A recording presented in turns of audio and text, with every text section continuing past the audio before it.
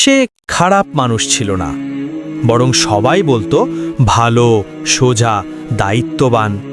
কিন্তু তার একটা সমস্যা ছিল, রাগ। রাগ আসলে সে চিন্তা করত না, ভাবতো পরে ঠিক হয়ে যাবে। একদিন একটা ছোট কথা, একটা সামান্য অপমান, আর ঠিক তখনই তার মাথার ভেতর আগুন জ্বলে উঠল। সে শুনল না, বোঝার চেষ্টা করল না, এক সেকেন্ড থামল না। রাগের মুহূর্তে একটা কথা বলে ফেলল, একটা কাজ করে ফেলল, আর ওই এক মুহূর্তেই সব শেষ। যে মানুষটা পাশে ছিল সে সরে গেল, যে বিশ্বাসটা ছিল ভেঙে গেল।